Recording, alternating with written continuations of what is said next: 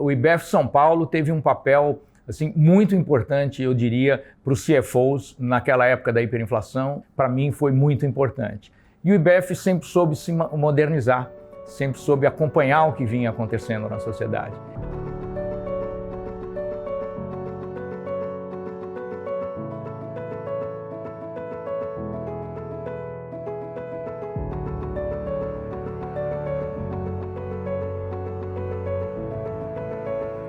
A grande homenageada como CFO do ano de 2022 é realmente uma honra.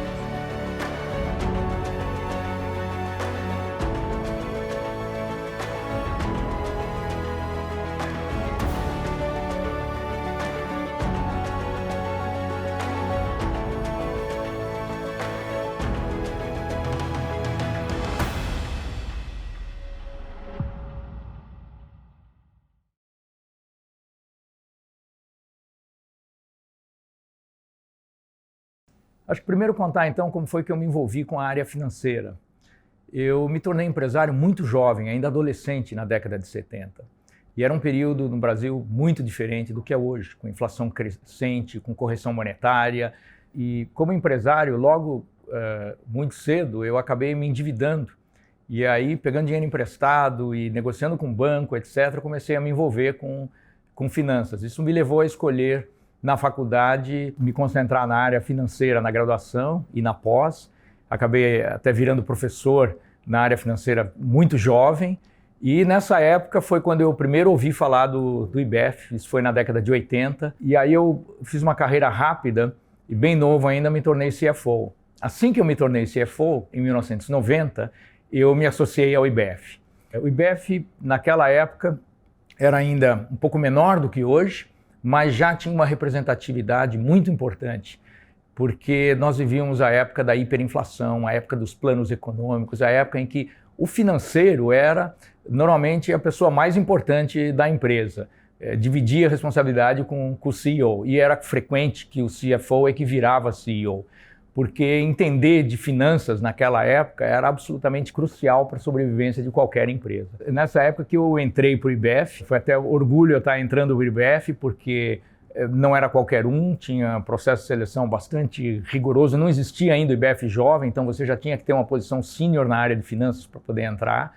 Eu me lembro, eu era o mais novo na época do IBEF, o mais novinho, então hoje eu guardo excelentes recordações. O IBEF é uma coisa que para mim fica aqui guardada no coração, eu diria. O IBEF São Paulo foi, na época em que eu entrei no IBEF, uma das entidades mais relevantes, mais importantes que tinha para as pessoas discutirem, entenderem, saberem como conviver com a hiperinflação. A gente pensa hiperinflação, puxa, é o dinheiro perdendo dinheiro, inflação, juros, etc. Mas isso tem muito mais consequências do que quem nunca viveu a hiperinflação imagina. Um dia de juros naquela época muitas vezes representava mais do que um mês de resultado operacional da empresa. Não saber lidar com isso e não apenas lidar com aplicar dinheiro, pegar dinheiro, esse aspecto da inflação, mas como registrar isso. A contabilidade naquela época, dinheiro do início do mês tinha um valor completamente diferente do dinheiro do fim do mês. Então, onde a gente ia, existia muita pouca teoria a respeito disso ainda. Os acadêmicos ainda não tinham estudado, isso era uma novidade. Você ia pegar o quê? Estudos da hiperinflação alemã, que tinha sido décadas antes, não se aplicavam. Então era tudo muito novo, a gente ia descobrindo e aprendendo e trocando ideias entre colegas do IBEF. Entre palestras, seminários, eventos, encontros, formais, informais, tudo, dentro da comunidade IBEF. Então o IBEF São Paulo teve um papel assim, muito importante, eu diria, para os CFOs naquela época da hiperinflação. Para mim foi muito importante. E o IBEF sempre soube se modernizar, sempre soube acompanhar o que vinha acontecendo na sociedade. Então evoluiu junto, continuando a representar esse papel importante para o ambiente dos executivos que lidam com finanças e que atuam, tanto os CFOs quanto os que atuam com eles. Acho que não tem um momento específico, mas foram várias contribuições ao longo dos anos. Eu me recordo uma das primeiras contribuições, ainda na época da hiperinflação, eu dava uma palestra chamada Company-Wide Cash Management. E que o conceito era de que não bastava o financeiro entender de finanças, entender o valor do dinheiro do tempo. Na época da hiperinflação, todo mundo na empresa tinha que ter consciência disso. E eu dava essa palestra dentro das empresas em que eu atuava e acabei dando essa palestra também para o IBEF. E isso vem dentro daquilo que eu falei, de trocas de ideias e de experiências que a gente trocava no IBEF. Eu me lembro também, quando eu fui promovido a CEO pela primeira vez, uma entrevista que eu dei para a revista do IBEF na época, falando como era a experiência de passar de CFO para CEO, e na época foi bastante comentada a entrevista, foi uma coisa, também uma contribuição, e assim foram inúmeras pequenas contribuições em eventos maiores, em eventos menores. Eu fui 2 vezes finalista ao Prêmio Equilibrista e eu tenho vários ex-alunos meus equilibristas. Isso me dá muito orgulho também.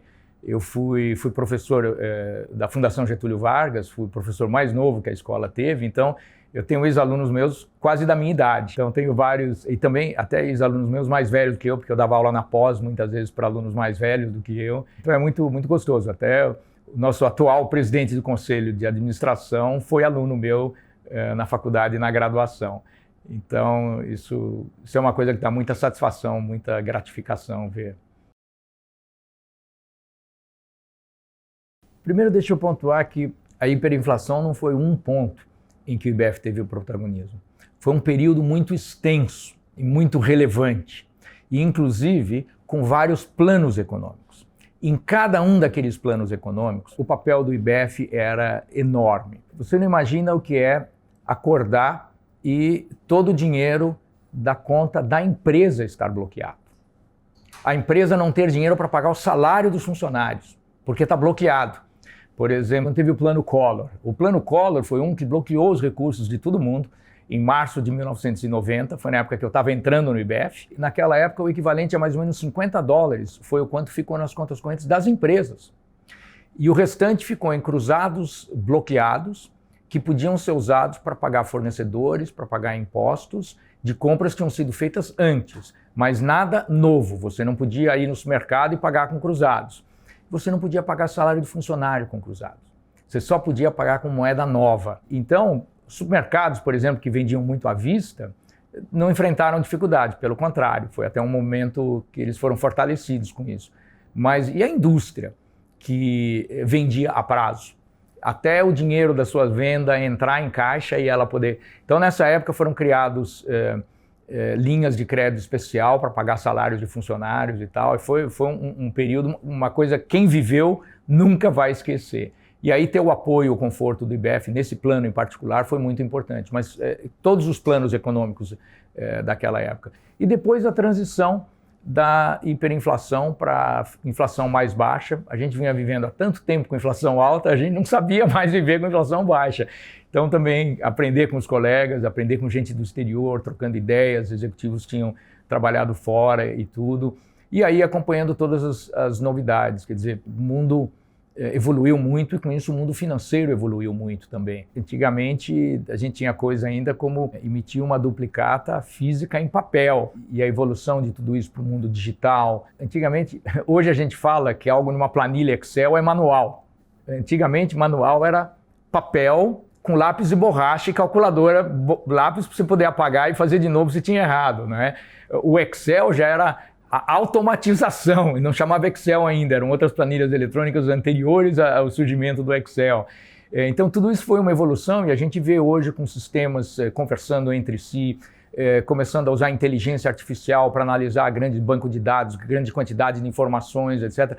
Tudo isso são coisas que o executivo de finanças tem que seguir se atualizando, tem que seguir entendendo como funciona, e a troca de experiências dentro do IBEF segue sendo extremamente relevante para o executivo financeiro se manter atualizado no mundo de hoje. Eu acho que o IBEF não precisa fazer nada diferente do que ele sempre fez, porque o IBEF sempre se atualizou, sempre procurou se antecipar, acompanhar as mudanças antes de mais nada e antecipar as coisas que vinham pela frente. Então é exatamente isso que o IBEF tem que seguir fazendo. O IBEF, como a casa do CFO, tem que continuar com esse chapéu na cabeça sou um executivo da área financeira, atuo em uma empresa, pode ser uma startup, pode ser uma corporação gigantesca com ações negociadas em Nova York, seja o que for, eu tenho a responsabilidade dentro de uma empresa de cuidar das finanças da empresa, cuidar para que ela tenha recursos financeiros para financiar os seus investimentos, não importa se é capital próprio, capital terceiros ou todas as inúmeras, então tem que ficar atualizado sempre aí, até criar novos mecanismos de financiamento, coisas como green bonds e outras formas de se financiar atreladas a ESG, etc.